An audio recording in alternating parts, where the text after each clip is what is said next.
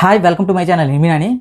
వరుణ్ తేజ్ గారి Korean Kanakaraju cinema release అయింది భయ్య. సినిమా ఎలా ఉందంటే చాలా అమెచ్యూరస్గా ఉంది. ఇదేంట్రా బాబు కాంట్రవర్సీ ఇష్యూతో మాట్లాడుతున్నాం అంటే అసలు సీనియర్ ఎన్టీఆర్ గారిని సచ్చేది ఇమిటేట్ చేశారో చాలా పెద్ద కాంట్రవర్సీ అవుతుంది. సో దాని గురించి మనం తర్వాత మాట్లాడుకుందాం.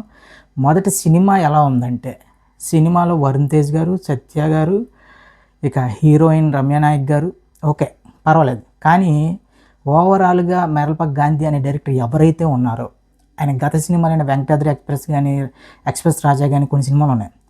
అవి ఎలా ఉంటాయంటే out and out cinema title card నుంచి ఎండ్ కార్డు వరకు అలా నవ్వుతూ ఉంటాం. ఆ రేంజ్లో ఉందా సినిమా అంటే నాకైతే ఆ రేంజ్లో అనిపించలేదు.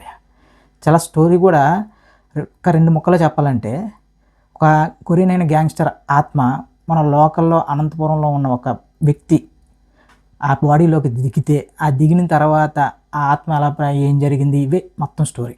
సో ముఖ్యంగా ఈ సినిమాకి ఇద్దరు హీరోలు భయ్య. ఒకటి వరుణ్ తేజ్ అయితే రెండోది సత్య గారి కామెడీ టైమింగ్ కొన్ని చోట్ల అయితే మాత్రం సెకండ్ హాఫ్లో ఒక సీన్, ఫస్ట్ హాఫ్లో ఒక సీన్ చించేశారు.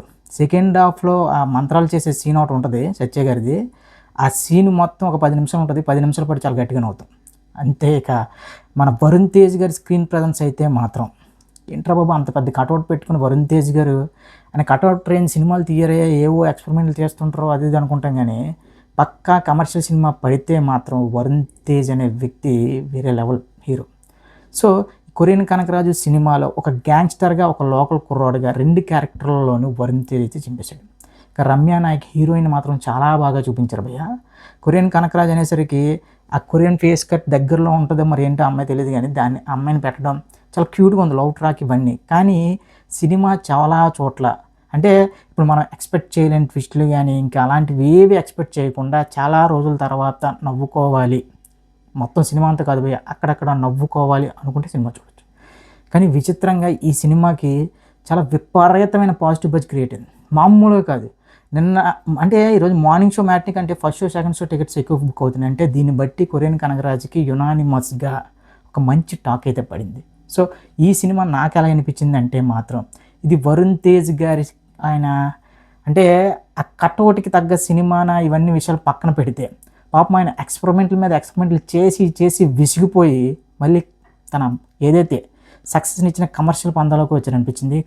ఈ కమర్షియల్గా తీసిన సినిమా ఎంతవరకు సక్సెస్ అయింది అనేది మాత్రం మనకు సోమవారం తెలుస్తుంది. ఎందుకంటే ప్రజెంట్ రివ్యూలన్నీ కూడా చాలా వరకు పాజిటివ్గా పడుతున్నాయి. నాకైతే సినిమా చూసిన తర్వాత ఎంత పాజిటివ్నెస్ ఉంది, సినిమాలో కొద్దిగా ల్యాగ్ ఉంది కదా ఏంటి ఈ మధ్య కొన్ని ఒక అనకూడదు కానీ ఒక 10 నిమిషాలు 20 నిమిషాలు ల్యాగ్ ఉంటేనే విపరీతంగా ట్రోల్స్ అవుతున్నాయి. అలాంటిది ఈ సినిమాకి ఎట్రా బాబు ఎంత పాజిటివ్ బజ్ వచ్చిందని నాకైతే అనిపించింది. అంటే సెకండ్ హాఫ్లో ఇక తమ్మన బేజం గురించి మాట్లాడుకోవాలి. ఇంటర్వల్ బ్యాంగ్ ఒకటి, సెకండ్ హాఫ్లో ఒక సాంగ్ ఉంది, కొరియన్ లిరిక్స్తో పాటు ఒక సాంగ్ ఉంది భయ్య. ర్యాప్ మాత్రం అదిరిపోయింది భయ్య. ఆ సాంగ్ మనం జస్ట్ ఇయర్ ఫోన్స్ పెట్టుకుని వింటే అదే సాంగ్ అని అనురోధి ఇచ్చుంటే మనం ఈ పాటికి ఇన్స్టాగ్రామ్ రీల్తో చింపేసేవాడిని. తమనవ్వడం వల్ల ఎవరికి ఎక్కర్లేదు, కానీ నిజంగా ఆ సాంగ్ మాత్రం అదిరిపోయింది.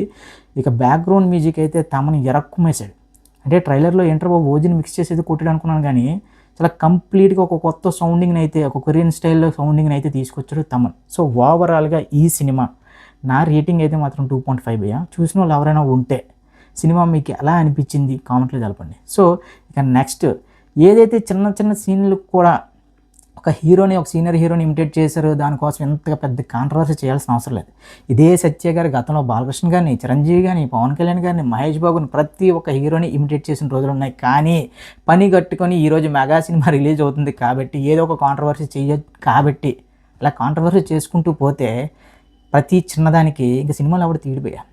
అందులో కూడా అతన్ని అన్నట్టు అంటే ఆయన్ని చాలా సీనియర్ నటుడు అతను. సో ఆయన చూపించడం కానీ అలాంటివి ఏమి ఉండదు, జస్ట్ ఆయన మేనరిజంతో జస్ట్ ఇలా అంటాడు అంతే సత్య. దానికి ఎంత పెద్ద సీన్ చేస్తున్నారు. సో సినిమాని ఎంజాయ్ చేద్దాం భయ్య, సినిమాలో చూద్దాం, పర్సనల్గా తీసేసుకుంటున్న అవసరం లేదేమో అని నా అభిప్రాయం. సో ఓవరాల్గా ఈ కాంట్రవర్సీ మీద, ఈ సినిమా మీద మీ అభిప్రాయాన్ని కామెంట్లో తెలపండి.